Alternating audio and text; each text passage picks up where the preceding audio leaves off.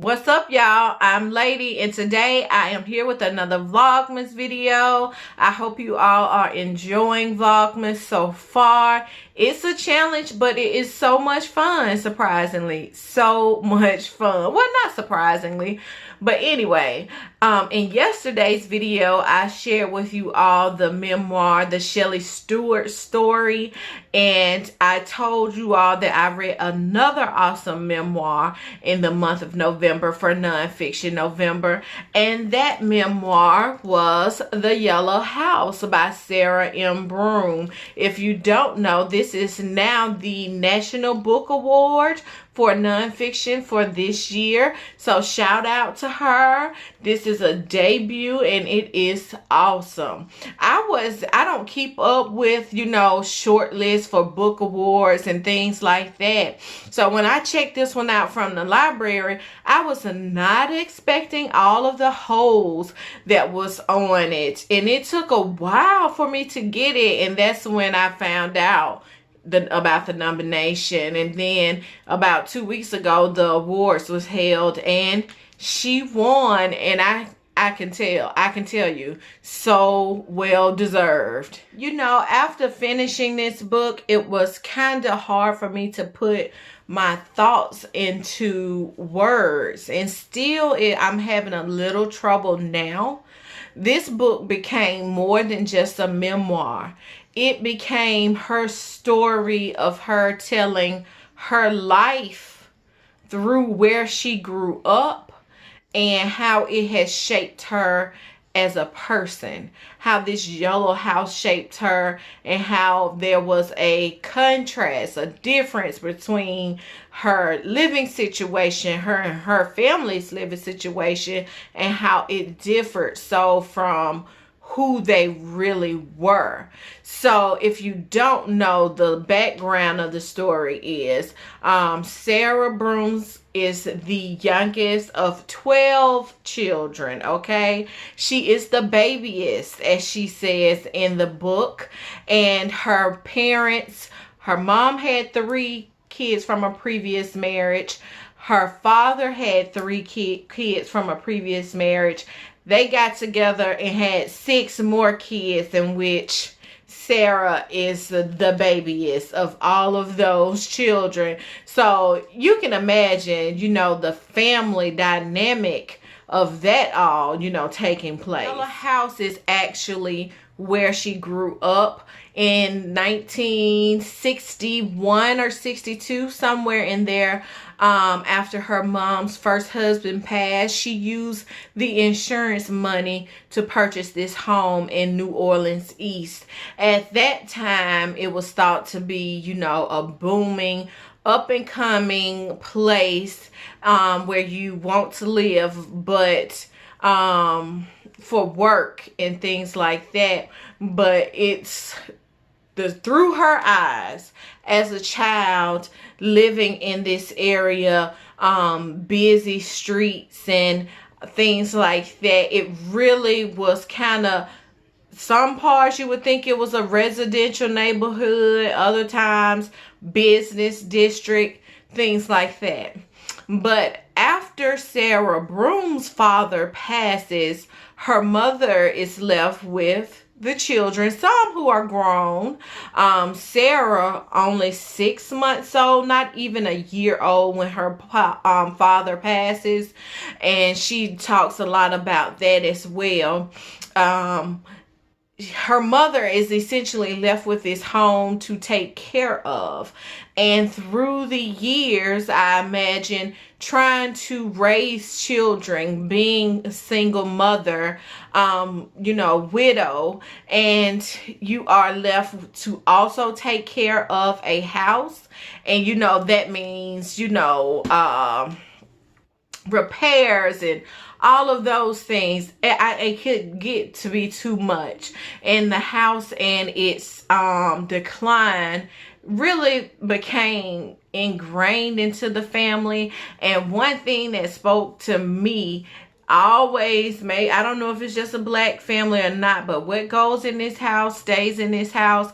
And that's the phrase her mom used a lot. Well, this house, how did she put it? This house isn't comfortable for everyone, you know, and that spoke to me.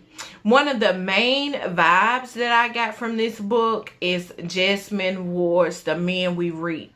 Because Sarah Broom also talks about having so many brothers and their different lives and everything like that.